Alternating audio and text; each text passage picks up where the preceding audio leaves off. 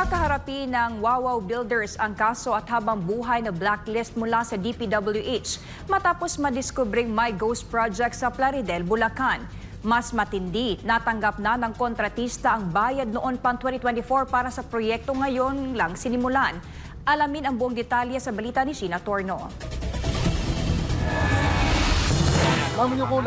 Ilang araw matapos italaga bilang kalihim ng Department of Public Works and Highways o DPWH, agad nagsagawa ng inspeksyon si Vince Dizon sa mga flood control project, partikular na sa lalawigan ng Bulacan. Ito'y kasabay na nagpapatuloy na investigasyon ng gobyerno laban sa mga kontratistang sangkot sa maanumalyang paggamit ng pera ng bayan para sa mga proyekto.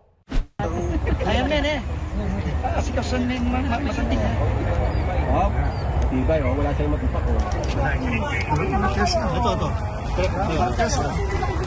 Batay sa dokumentong ibinigay ng DPWH, nakuha ng contractor ng Wawaw Builders ang isang flood control project na nagkakahalaga ng 96.5 million pesos na pinondohan sa ilalim ng 2024 General Appropriations Act o GAA. Ngunit may nakagigimbal na katotohanan sa likod ng mga proyektong ito. Ayon sa Wawaw Builders, 2024 pa umano nila natapos ang Riverwall project na ito dito sa Barangay Sipat, Plaridel, Bulacan. Pero nadiskubre ngayon ng DPWH na 3 linggo pa lamang ang nakalilipas ng aktwal na sinimulan ang nasabing proyekto. Ang tawag ko dito, patay na, pinipilit buhayin.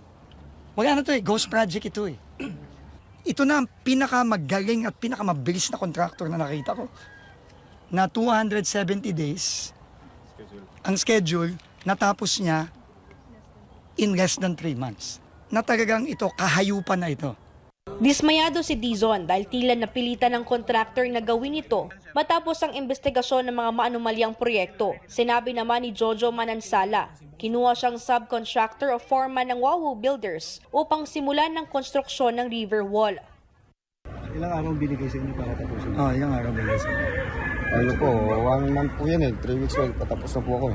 Ayon kay Manansala, wala siyang natanggap na anumang papeles o dokumento kaugnay ng kontratang ibinigay sa kanya ng Wawaw Builders. Tanging pakyawan lamang ang usapan nila na nagkakahalaga ng 1.3 million pesos. Dahil dito, ipinasya ni Secretary Vince Dizon na sampahan ng kaso sa Department of Justice ang Wawaw Builders at isama ito sa perpetual o habang buhay na blacklist ng DPWH.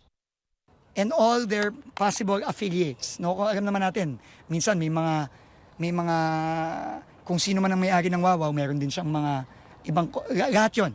Hindi lang kung mahanap namin yung mga kumpanya na sila din ang may-ari, kung sino ang may-ari ng Wawaw, pati 'yon papaban natin. Kasabay ng Wawaw Builders, kabilang na rin sa ibaba ng DPWH ang SYMS Trading na gumawa rin ng ghost project na ininspeksyon mismo ni Pangulong Bongbong Marcos sa Bulacan. Samantala, pakakasuhan sa Office of the Ombudsman at sinibak na rin sa serbisyo ang mga sangkot na opisyal ng DPWH. Kabilang sina dating DPWH Regional Director Henry Alcantara, dating Officer in Charge District Engineer Bryce Erickson Hernandez at OIC Assistant District Engineer JP Mendoza. This is criminal. Mga hayop to mga taon to, hindi tao to mga to. Sa huli, gate ni Dizon, nasimula pa lamang ito at marami pang mabubunyag ng mga anomalya sa mga flood control project ng gobyerno. Kasabay nito, rerepasuhin din ni Dizon ang panukalang pondo ng DPWH para sa 2026 upang ito ay magamit sa tama. Para sa Diyos at sa Pilipinas kung mahal. Ito si Sheena Torno, SMNI News.